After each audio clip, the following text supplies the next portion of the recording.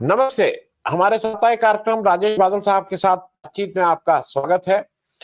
राजेश भाई, आज बहुत सी चीजें हो रही क्योंकि अब तो चुनाव गति पकड़ चुका है। 3 फेज हो चुके हैं, चौथा फेज का वोट मंडे को है। चीजें अब मोर और लेस, जिसको कहते हैं ना कि अब टॉप गियर में आ गई हैं। एक एक विषय ऐसा है जिससे मैं शुरू जानबूझ के नहीं कर रहा हूं। मैं अडानी अंबानी से नहीं शुरू कर रहा हूं क्योंकि वो एक जी। बार विषय शुरू हो जाएगा तो फिर वो हरी कथा जैसे हो जाएगा। उसके पहले मैं थोड़ा आपसे चीज ये समझना चाह रहा हूं कि 3 फेज के चुनाव हो गए। 3 फेज के चुनाव में आप भाजपा समर्थक से भी पूछिए तो वो पिछड़ती हुई तो नजर आ रही है। भाजपा कितनी पिछड़ रही है इस पे लोगों का अलग अलग मत हो सकता है। भाई कोई कहेगा 2 सीट पिछड़ रही है, कोई कहेगा कि नहीं भाई 3 फेज मिला के 30 सीट पीछे हो गई, कोई कहेगा 40 सीट पीछे, लेकिन पिछड़ तो गई है। और उसके सारे इंडिकेटर्स के अलावा 2 इंडिकेटर्स पे हम लोग जरा थोड़ा आपसे समझ लें। पहला इंडिकेटर लो वोटर टर्नआउट। पिछले 5 साल में मतलब एजुकेशन बढ़ी है, शिक्षा भी बढ़ी है, सब कुछ बढ़ा है, अवेयरनेस भी बढ़ी है, लेकिन उसके बाद भी वोटर टर्नआउट। दूसरा, मोदी जी की जो भाषा है, मतलब हम लोग इस भाषा पे कई बार रो चुके हैं। मतलब लगता है वो हर बार आप आते हैं हम और आप इस पे कहते हैं भाई ये कौन सा स्तर ये, लेकिन मोदी जी हर बार स्तर गिराने का कीर्तन करते जा रहे हैं। और मुझसे, मैं ईमानदारी से बोलूं, मुझसे तो कुछ लोग ये कह रहे हैं कि जिस तरह की बातें कर रहे हैं तो कहीं वो दिन दूर नहीं कि रोना धोना तो हो गया, आप कपड़े फाड़ने न शुरू हो जाए। इससे, इस संभावना से भी इनकार नहीं किया जा सकता है।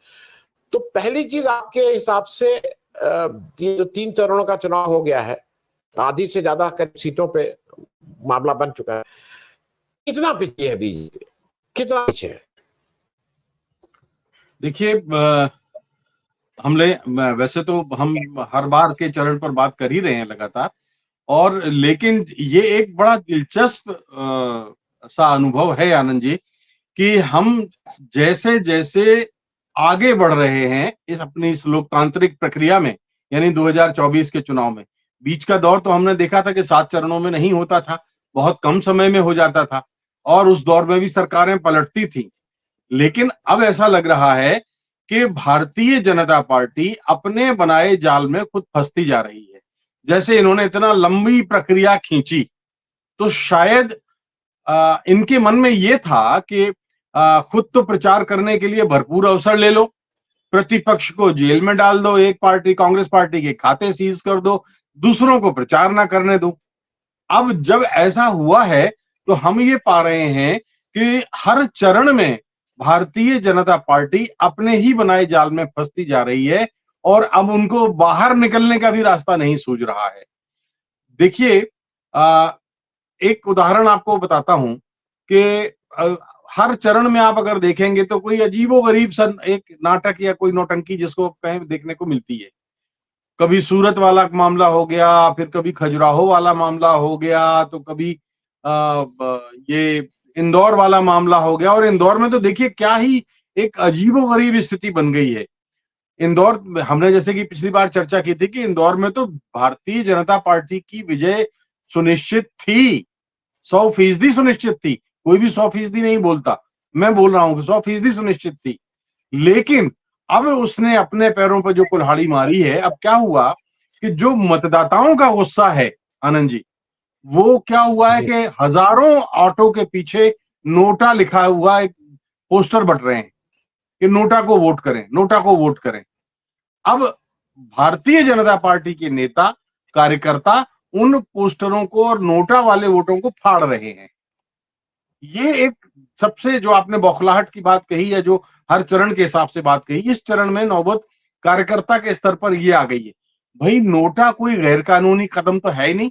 ईवीएम में बाकायदा नोटा का एक प्रावधान है, और नोटा का जो प्रावधान है वो संवैधानिक प्रावधान है। तो आप संवैधानिक प्रावधानों का उल्लंघन करने पर इस तरह से उतारू हो गए, फाड़ के फेंक रहे हैं, तो बचता क्या है, कौन सी? और चुनाव आयोग, मैं क्या कहूं, हर बार मजबूरी ये हो जाती है कि किसी ना किसी बहाने चुनाव आयोग चर्चा में आ ही जाता है। चुनाव आयोग की खिल्ली उड़ रही है, संवैधानिक प्रावधानों का मजाक बन रहा है, और चुनाव आयोग खामोश है। आप नोटा के पोस्टर कैसे फाड़ के फेंक सकते हैं? आप यही तो कहते हैं ना कि जो कैंडिडेट ठीक नहीं है तो उस नोटा को वोट करिए, और ये बिल्कुल जायज सी बात है।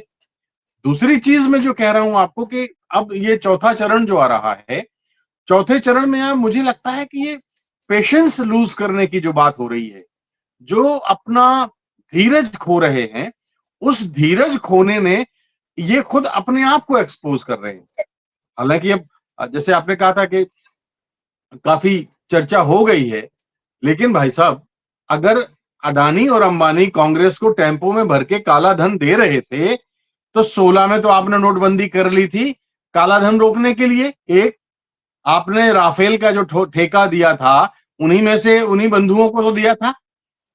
तो इसका अर्थ ये भी तो लगाया जाएगा ना कि वो टेम्पो जो है पहले आपकी तरफ आता था, अब कहीं आप ऐसा कर रहे हैं कि इशारा कांग्रेस की तरफ है। तो यानी अडानी अंबानी जो है लगातार इतना काला धन कमा रहे हैं और प्रधानमंत्री की जानकारी में है। ये एक बहुत ही मतलब घनघोर आपत्तिजनक बात है, जिस पर मुझे लगता है इस देश के मतदाताओं का ध्यान जाना चाहिए। जी, मैं राजेश उस पर मैं थोड़ा और विस्तार से आगे थोड़ा और आपसे समझूंगा, क्योंकि मेरे हिसाब से प्रधानमंत्री के पद पे रहते हुए ये आपकी नैतिक नहीं, ये आपकी जिम्मेदारी है और ये आपको करना ही पड़ेगा। अगर आप ये नहीं कर रहे हैं तो आप अपने काम से भाग रहे हैं। एफआईआर आपके ऊपर होनी चाहिए। कल के दिन आप एडिटर थे, अगर आपके राज्यसभा टीवी के आपके दौरान आपको पता है कि यहाँ से चोरी हो रही है, तो राजेश बादल जी अगर एफआईआर नहीं करेंगे तो एफआईआर आपके ऊपर मैं कराऊंगा, क्योंकि आपने ये जानते हुए कि ये चोरी हो रही है, कहां से कौन टेप निकाल के ले जा रहा है या चोरी हो रही है, अगर नहीं कहा तो आप पार्टी है उस चोरी के। खैर, मैं उस पर बाद में आऊंगा। मैं एक चीज और समझ लूं, क्योंकि जब हम लोग की लास्ट बात हुई थी पिछली पहली वाली तारीख को, उसके बाद एक और डेवलपमेंट हुआ, क्योंकि पानी इतनी तेज बह रहा है कि वो चीजें लग रहा है कि बहुत दिन पहले हुई थी। 3 तारीख को कांग्रेस की जो एक गुगली आई है, उसने तो तीनों विकेट, मतलब जनरली एक विकेट गिरता है, तो तीनों विकेट धाराशाही का। अब वहां पे रायबरेली से राहुल गांधी हो गए हैं, अमेठी से किशोरी लाल शर्मा हो गए हैं, और शुरू में ये था कि अरे वो भागे भागे, अब वो जितना चिल्लाए डरो मत भागो मत, वो स्मृति ईरानी जितना चिल्लाए, लेकिन कांग्रेस ने जितनी सूझबूझ, के सूझबूझ के साथ जो इसको ये गेम खेला है, नंबर 1। दूसरा, प्रियंका गांधी ने जैसे जाके वहां खूंटा गाड़ दिया है, तो अब तो मतलब मुझे ऐसा नहीं लगता है कि अमेठी और रायबरेली में कोई ऐसी दिक्कत होनी चाहिए। तो हर इलेक्शन में करनी होगी। कल अगर आपने देखा हो तो प्रियंका गांधी बिना माइक के नुक्कड़ सभा पे अपना ऐसे, और हजारों लोग खड़े और बिना माइक के वो ऐसे ही खड़े होके भाषण दे रहे हैं। तो ये सब देखिए, आपने इलेक्शन कवर किए हैं, ये सब ऊर्जा तभी आती है जब रिस्पांस उधर से मिल रहा हो। ये बिना रिस्पांस के ऊर्जा आ ही नहीं सकती। थोड़ा मैं रायबरेली वाले जो इंसिडेंट हुआ उससे क्या हुआ, क्योंकि इन लोगों को बहुत उम्मीद थी कि स्मृति ईरानी फंसा के रखेगी राहुल गांधी को, तो वो तो राहुल गांधी उस चंगुल से तो निकले। देखिए आनंद जी, इस बार कई चुनावों के बाद मैं ऐसा देख रहा हूं कि हर चरण दर चरण कांग्रेस अधिक परिपक्वता, मैच्योरिटी और एक कूटनीति का सहारा ले रही है, और उस कूटनीति में वो पहली बार भारतीय जनता पार्टी को इस तरह से मात देते दिख रही है। नतीजे क्या होंगे हम नहीं जानते, लेकिन ये तय है कि जैसे जैसे दिन गुजर रहे हैं, कांग्रेस पार्टी अब भारतीय जनता पार्टी को उन्हीं के हथियारों से मात दे रही है, प्रचार में ही मात देने लगी है। रायबरेली और अमेठी के लिए जिस तरह से प्रत्याशी चुने गए और दोनों प्रत्याशियों का चुनाव हुआ, संभवतया स्मृति ईरानी को ये अपेक्षा नहीं रही होगी कि ये कदम हो सकता है और ये एक कांग्रेस पार्टी इस पर जा सकती है। लेकिन देखिए, कांग्रेस पार्टी, आप कुछ भी कहिएगा कि लोग छोड़ के जा रहे हैं या जो भी है, लेकिन कांग्रेस पार्टी का अपना एक अतीत है, इस देश की सेवा का एक लंबा सिलसिला है। आप कुछ भी कह लें प्रचार में कि कांग्रेस ने ये किया, कांग्रेस ने वो किया, जो किया है वो तो देश के सामने है। तो रायबरेली और अमेठी के मैंने आपको पिछली बार भी शायद हम लोग बात की थी कि रायबरेली और अमेठी के और सुल्तानपुर के आसपास के सारे इलाकों में, गांवों में गया हूं और मैंने देखा है कि लगातार वहां काम गांधी परिवार की तरफ से किया गया है जमीनी तौर पर, वो जीते या हारे। 77 में जब मिसेस गांधी हारी तो उसके बाद भी उन्होंने अपना नाता नहीं तोड़ा। तो ना, ये तो उनकी अपनी जमीन है, उस जमीन में उन्होंने अपना जो सेवा का जो काम है वो जारी रखा है। तो मुझे नहीं लगता कि इस बार भारतीय जनता पार्टी के लिए अब कोई गुंजाइश वहां है। लेकिन एक चेतावनी भी भारतीय जनता पार्टी के लिए छिपी हुई है कि इस तरह से जो आयातित उम्मीदवार, जो कई बार जेब से उतारे हुए निकाले हुए उम्मीदवारों का जो प्रयोग करने का सिलसिला है आनंद जी, पिछली बार ये हर बार नहीं चलता, काठ की हांडी एक ही बार चढ़ती है। तो इस बार अब मुझे नहीं लगता कि ये काठ की हांडी चढ़ने वाली है और भारतीय जनता पार्टी को ये जो प्रयोग हैं, एक प्रयोग के ना मतलब मैं आपको बताऊं कि जैसे मुख्यमंत्रियों को निकालने का, उम्मीदवारों को अचानक ला करके चौंकाने का, कांग्रेस से ला करके चौंकाने का, इस तरह से जो एक सस्पेंस एलिमेंट जो क्रिएट करती है भारतीय जनता पार्टी, उस सस्पेंस एलिमेंट में अब भारतीय जनता पार्टी के पास लगता है कि अब खोने को ले है, पाने के लिए कुछ बचा नहीं है। क्योंकि उन प्रत्याशियों के, जिनको वो मुख्यमंत्री के रूप में निकाल रहे हैं, जिनको ये उम्मीदवारों के रूप में निकाल रहे हैं, उनका पोचापन उजागर हो गया है, उनकी ये बात साफ हो गई है कि वो सिर्फ मोदी के नाम पर जीतना चाहते हैं, उनका अपना आभा मंडल कुछ नहीं है। तो ये चीज अगर हो जाए कि जब लोग ये समझने लग जाएं कि हम जिसको प्रतिनिधि चुनने जा रहे हैं उसमें तो कुछ अपना दम है ही नहीं, तो फिर बड़ी मुश्किल बात हो जाती है सत्तारूढ़, किसी भी सत्तारूढ़ पार्टी के लिए। जी मैं अजय भाई एक चीज और जरा, एक और चीज हो रही है कि एक तरफ मोदी जी अपनी भाषा, अपनी शैली, अपना सब स्तर रोज गिराते जा रहे हैं। हर दिन मुंह खोलते हैं तो 2 पायदान और नीचे हो जाते हैं। लेकिन उनका जवाब मुझे ऐसा लग रहा है कि जितनी बेबाकियों, जितना जिसको कहते हैं ना ईंट का जवाब पत्थर, बिना भाषा की शालीनता गवाए प्रियंका गांधी दे रही हैं। और वो मैं इसलिए कह रहा हूं कि वो शहजादा बार बार कर रहे थे, तो जब शहनशाह लेके आई प्रियंका गांधी तो वो फिट भी बैठता है।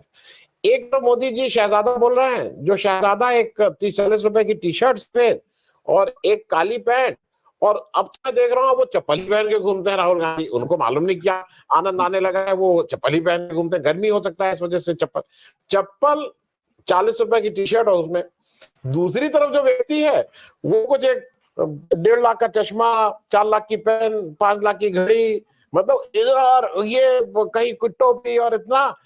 तो शहनशाह तो लगते हैं हमारे मोदी जी, इसमें कहीं कोई दो राय नहीं।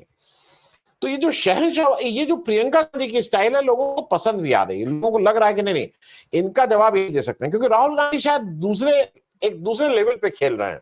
उनको लार्जर के क्वेश्चन, लार्जर उसका, हालांकि कल वो एक 40 सेकंड का वीडियो जो उनका आया है, मैं देखता हूँ, अगर लगेगा तो मैं इस बीच में लगा दूंगा। वो एक बहुत प्रभावशाली वीडियो है जहां पे वो मोदी जी को चैलेंज कर रहे हैं कि भाई आओ ना, हमारे घर आओ, देखो करो, पता तो मैं जरा इस पे भी एक आपकी टिप्पणी। प्रियंका गांधी का एकदम से ये जो उम्मीद नहीं थी, नहीं, मेरा प्रश्न ये है कि प्रियंका गांधी एक सरप्राइज मतलब उसकी तरह अपनी भाषा और शैली से वो इस समय मुश्किल पैदा कर रही है मोदी जी के लिए। देखिए आनंद जी, मैं ये कहूं कि लोगों को भले ही लग रहा हो, मगर मेरे लिए इसमें सरप्राइज एलिमेंट इसलिए नहीं है कि ये राजनीतिक विरासत, राजनीतिक संस्कार और एक राजनीतिक सूझबूझ का जो इनको एक खानदानी जो विरासत में मिला है, उसका प्रभाव है, उसका असर है।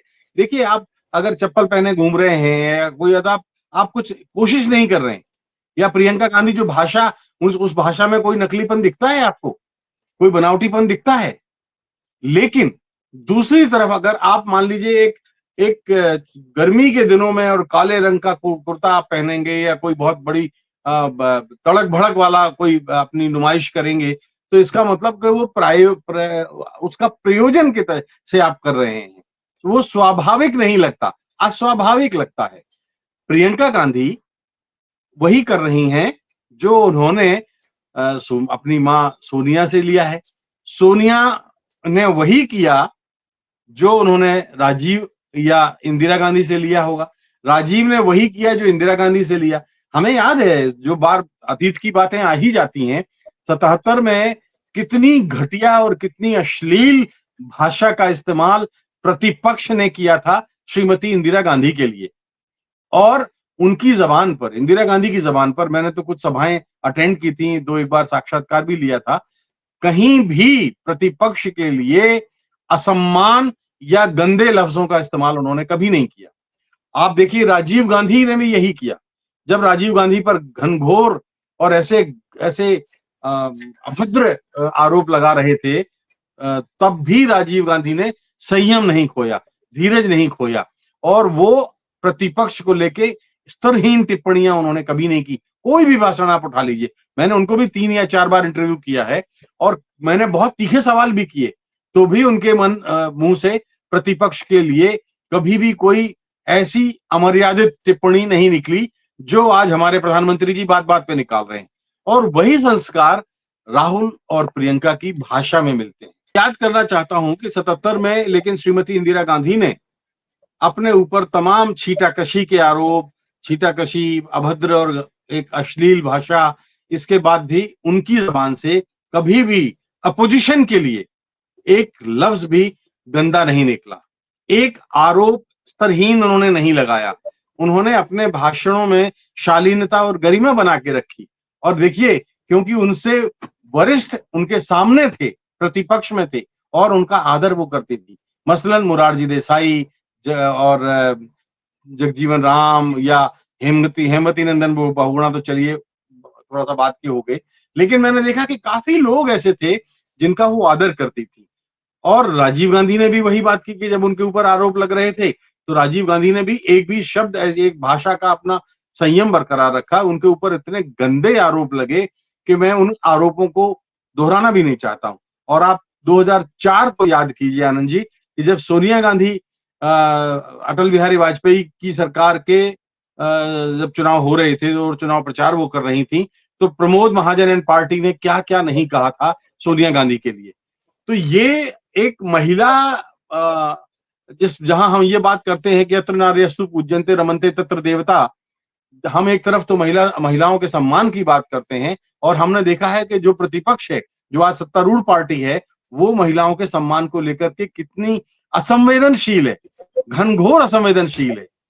तो वो जो महिलाओं को लेकर बात करती है, वो मुझे लगता है कि शायद मतदाता अब समझने लगे हैं वो बात। और यही बात प्रियंका को अभी, मतलब मुझे तो नहीं याद आता, शायद आपको याद हो कि अभी माननीय प्रधानमंत्री जी अभी प्रियंका के बारे में नहीं बोल रहे हैं, अभी वो राहुल तक ही सीमित रहते हैं। और राहुल को जिस तरह से वो शाहजादा और इस तरह से करते हैं, जितना वो गंदा बोलते हैं, वो उतना ही अपना कद नीचा करते हैं, अपनी प्रतिष्ठा धूमिल करते हैं। और आप ये देखिए कि हर चुनाव के हर चरण में जितना वो नीचे गिरेंगे, वो उनके लिए बहुत नुकसानदायक होगा। ये एक बहुत गंभीर चेतावनी है उनके लिए और उनकी पार्टी के लिए।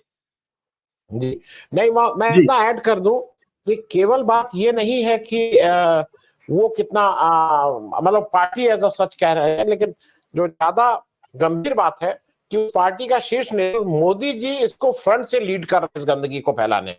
मतलब कोई ये नहीं है कि पार्टी में इस तरह के लोग भरे हुए हैं और मोदी जी सबको शांत कराते हैं। अटल जी के समय ये बात जरूर थी कि अटल जी ने कभी इस भाषा का प्रयोग नहीं किया, नीचे के लोग कर देते थे, ठीक है। मैं एक और इम्पोर्टेंट चीज हुई है राजेश भाई, उस पर भी इसलिए बात करना जरूरी है कि वो अननोटिस किया जा रहा है। हरियाणा में बीजेपी की सरकार अल्पमत में आ गई है। अब उसका 2 चीजें हैं, या तो उनका जो एमएलए है उनका मोहभंग हो गया उस नेतृत्व से, या जमीनी हकीकत से वाकिफ हो गए हैं कि वो उसको छोड़ दिए हैं। ये कुछ भी हो, कांग्रेस जल्दी में नहीं दिखाई दे रही। कांग्रेस को लगता है कि मैं क्यों ये सब हेरफेरी करूं, ये बीजेपी का प्रोप्राइटरशिप रहने दो। क्योंकि दुष्यंत चौटाला कह रहे हैं हम सपोर्ट करेंगे। दुष्यंत चौटाला को जब सपोर्ट करना था तब तो किए नहीं, तब तो भाग के मलाई करने चले गए थे। तो मैं थोड़ा हरियाणा पे आपका एक बहुत संक्षिप्त टिप्पणी कि ये जो लोग भाग रहे हैं उससे हरियाणा के लोकसभा चुनाव भी प्रभावित होंगे। अभी वहां वोट पड़े नहीं है, वो प्रभावित होंगे। हरियाणा की जो सियासत है आनंद जी, वो हम देखते हैं कि करीब करीब 4 या 5 दशक से बड़ी अस्थिर राजनीति की ओर संकेत करती रही है। और वहां जो अप्रत्याशित कदम वहां के राजनेता उठाते रहे हैं, उसको देखते हुए मौजूदा दौर में जो कांग्रेस पार्टी जिस तरह से देखो और संयम के साथ उस पर ऑब्जर्व करने की जो काम कर रही है, इसके अलावा कोई दूसरा रास्ता है नहीं। दरअसल जितना दिन बढ़ेंगे उतना ही भारतीय जनता पार्टी और ये चौटाला और ये सब लोग अपने आप को भी तो एक्सपोज करेंगे। 3 निर्दलीय विधायकों का समर्थन वापस लेना इस बात का सबूत है, क्योंकि उन्होंने जो लगातार अपनी पीड़ा बताई है, उस पीड़ा में अगर आप देखें तो पता चलता है कि उनको समर्थन तो दे रहे थे, लेकिन वो अपने मतदाताओं के साथ, अपने कुछ उनको चुनने वाले वोटर्स के साथ में न्याय नहीं कर पा रहे थे। एक बात तो ये है। दूसरा, जो उनके साथ वादा किया गया था समर्थन लेते वक्त, वो पूरा नहीं किया गया। तीसरा, वहां ये बिल्कुल अंदाज है कि इस बार भारतीय जनता पार्टी को बड़ी पटकनी बड़ी तगड़ी मिलने वाली है। तो ये कारण है। हालांकि एक बात भारतीय जनता पार्टी इस बात को कह रही है, या उनके खेमे से कि अभी 2 महीने पहले ही अविश्वास प्रस्ताव का हुआ है तो नहीं हो सकता। लेकिन मेरा कहना यह है कि अविश्वास प्रस्ताव अगर सरकार बहुमत में है और वो बहुमत में रहते हुए प्रतिपक्ष 6 महीने के भीतर दोबारा प्रस्ताव नहीं ला सकता, प्रावधान तो ये कहता है। लेकिन जब साफ साफ ये दिख रहा है कि आपकी सरकार अल्पमत में हो गई है, तो अब तो राज्यपाल की भूमिका भी शामिल हो गई है। अब राज्यपाल कर क्या रहे हैं वहां पे? महाराष्ट्र में हमने देखा बड़े प्रोएक्टिव होकर राज्यपाल जी बड़े उछल कूद करते हुए आते थे। दिल्ली में भी हमने राज्यपाल की भूमिका देख ली, पंजाब में भी देख ली और भी कई राज्यों में देखी। तो ये जो मुझे लगता है कि हरियाणा में तो साफ साफ अल्पमत की सरकार है। राज्यपाल वहां पर जो है उनको प्रोएक्टिव कॉल लेना चाहिए, नहीं तो ये संवैधानिक प्रावधानों का उल्लंघन है। मैं अब राजेश भाई एक जो सबसे महत्वपूर्ण सवाल है जो सब दर्शकों के मन में है, जरा मोदी जी द्वारा अंबानी अडानी का नाम लेने पे आ रहा हूं, क्योंकि राहुल गांधी ने कोई जब संस्था गई थी तो उसका ये सबको पता है कि लिखित में नहीं, लेकिन अदरवाइज कारण यही था कि अडानी का नाम उन्होंने शायद पार्लियामेंट में खूब ठीक से लिया था, बताया था कैसे हेरा फेरी करते हैं, और वो मोदी जी को नागवार गुजरा था। मोदी जी की अडानी से और अंबानी से दोस्ती जग जाहिर है, चाहे वो आ रहे हो अपना मतलब जीत के आ रहे हो तो अडानी जी के जहाज का ही इस्तेमाल, और अडानी जी को लेकर ऑस्ट्रेलिया का कॉन्ट्रैक्ट दिलाना, श्रीलंका का कॉन्ट्रैक्ट, तमाम वो है, उसमें कोई उस पर नहीं जा रहा हूं मैं। अभी जो मोदी जी ने कल अडानी अंबानी का नाम लिया, मैं आपसे, हर फैक्टर अपने में है, लेकिन मैं आपसे 1 2 3 और उस पर वो चाहता हूं। पहला, क्या हार का डर है जिससे बौखला गए हैं और अनाप शनाप बोल रहे हैं? नंबर 1, मतलब इसका भी है, कितने % है ये देखने वाली बात होगी। दूसरा, क्या उनको लगता है कि ये स्ट्रैटेजी है राहुल गांधी ने अपनाई कि अंबानी अडानी को गाली दो तो एक वर्ग जो है वो उनको अच्छा लगता है, तो मैं भी गाली दूं तो उस वर्ग को मैं एड्रेस करूं। तीसरा, जो मुझे लगता है, क्या जो अडानी अंबानी जो केवल और केवल इन्हीं को पैसा देते थे और बाकी जो उद्योगपति देते थे, उन्होंने इनकी हार देखते हुए थोड़ा हाथ खींचना कम कर लिया? जैसे आपको भी लगता है कि यार ये ऐसा है तो आप भी थोड़ा तो हाथ खींचना कर लिया, वो इससे बौखला गएंगे, मतलब मेरा पैसा, क्योंकि उसका रिफ्लेक्शन कहीं ना कहीं शेयर मार्केट में भी आ रहा है। आप देख लीजिए 3-4 दिन से शेयर मार्केट बिल्कुल धड़ाम है भाई। तो वो मैं इसलिए पूछ रहा हूं कि क्या कॉर्पोरेट, आपको ऐसा लगता है भी अपना थोड़ा हाथ खींच रही है धीरे धीरे कि भैया ये हारते हुए घोड़े पे दांव मत लगाओ, जो जीत रहा है उससे बहुत बुराई मत लो, कम से कम इससे तो पैसा बचा लो। तीनों में हार का डर, स्ट्रैटेजी गाली देना, या कॉर्पोरेट के हाथ खींचने से, हाथ खींच रहा है इससे और गुस्सा, तीनों में किसका कितना अंतर? पहली बात, जो पहला बिंदु है आपका, हार का डर 100% डर है, और हार के डर की वजह से किसियानी बिल्ली खंबा नोचे वाला मामला हो रहा है। और इसलिए वही अडानी, वही अंबानी जो आपके कंधे पे हाथ रखते थे, आपको याद है एक वीडियो मुकेश अंबानी साहब जैसे कोई वो जो वीडियो आया था जिसमें प्रधानमंत्री को नहीं बल्कि अपने किसी यार को जो है कि कंधे पे हाथ रखते हैं और एक बॉस की तरह बिहेव कर रहे थे। एक भारत के निर्वाचित प्रधानमंत्री का, मैं राजेश भाई, टू बी फेयर टू वो, आप भी तो उनकी बीवी का हाथ पकड़ के नहीं छोड़ रहे थे। देखिए ये सब, you have to be fair. नहीं ये मतलब आपको फेयर होना पड़ेगा। हाँ, नहीं बिल्कुल ठीक है, आपने बिल्कुल सही बात कही। मैं यही बात कह रहा हूं कि जहां उस जो काला धन का कारोबार करते हैं, टेम्पो में भर के भेजने वालों का आरोप लगाते हैं आप, उन काले धन के कारोबारियों के साथ आपकी इतनी दोस्ताना, ये दोस्ती, तो ये बात तो है। दूसरी चीज, मुझे नहीं लगता कि राहुल गांधी ने कोई स्ट्रेटजी के नाते, बहुत इस देश में विविधता इतनी है कि कहीं बेरोजगारी का मसला है, तो कहीं अपराध का मसला है, तो कहीं औरतों पर अत्याचारों का मसला है, तो कहीं भ्रष्टाचार का मसला है। तो राहुल के पास मसले अनेक हैं, केवल अडानी और अंबानी नहीं है। जो और ये ताज्जुब की बात देखिए कि उनका जो आईटी सेल है, अदानी और अंबानी को कितनी सभा में बोला या नहीं, 2 दिन से नहीं बोल रहे हैं या 1 दिन से नहीं बोल रहे हैं, यहां तक कि वो जो है इस बात पर नोटिस कर रहे हैं। लेकिन राहुल के सामने 140 करोड़ के मुल्क के तमाम ढेरों मुद्दे हैं, केवल अदानी और अंबानी नहीं है। अदानी अंबानी का जिक्र हो या ना हो, ये तो देश अब समझ गया है कि जो काला धन का कारोबार करते हैं, काले धन को जो जिस तरह से इस्तेमाल करते हैं, वही आपके मित्र हैं। तो अब उसमें उनके कहने से ना कहने से वो नहीं होता। तीसरा, माफ कीजिए, तीसरी बात आपका जो बिंदु था, मेरा क्या है कि एक कुछ लोगों का कहना यह भी है कि जो कॉर्पोरेट्स हैं वो जो फंडिंग करते हैं वो उन्होंने हाथ खींचना थोड़ा दिया है। हाँ, जी जी जी जी। देखिए, उसमें मैं आपको बताऊं कि एक बात यह है कि हमने वर्षों में देखा है कि कॉर्पोरेट्स को काफी हद तक ये अनुमान और अंदाजा लग जाता है कि कौन सी पार्टी अब उसके बुरे दिन आने वाले हैं। तो ये संभव है कि कुछ इस बार इस चुनाव में अदानी अंबानी ने वैसी फंडिंग ना की हो, लेकिन मुझे इस बात पर, मतलब मैं कह भी रहा हूं और मुझे भरोसा इसलिए नहीं हो रहा है कि 10 वर्षों में भारत सरकार के पैसे को, जो हमारा आपका जो पैसा है, उस पैसे को अदानी और अंबानी के पास इस तरीके से भेजा गया है कि उन्होंने तो अटूट दौलत कमाई है। तो मुझे नहीं लगता कि वो इतने अचानक इतने ऐसे हो जाएंगे कि वो जो है नाता तोड़ लेंगे, मुंह मोड़ लेंगे। वो भी गुजरात के हैं, ये भी गुजरात के हैं, बहुत सारी बातें, कारोबार। आपको याद है मोदी जी ने एक भाषण में कहा था कि गुजराती आदमी बड़ा होशियार होता है और वो वह 1 पैसा तब खर्च करता है जब उसको 10 पैसे का फायदा होता है।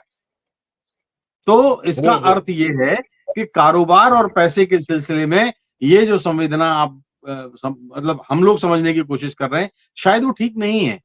पैसा तो बराबर मिल रहा है और इसमें भागीदारी भी होगी, निश्चित रूप से भागीदारी होगी।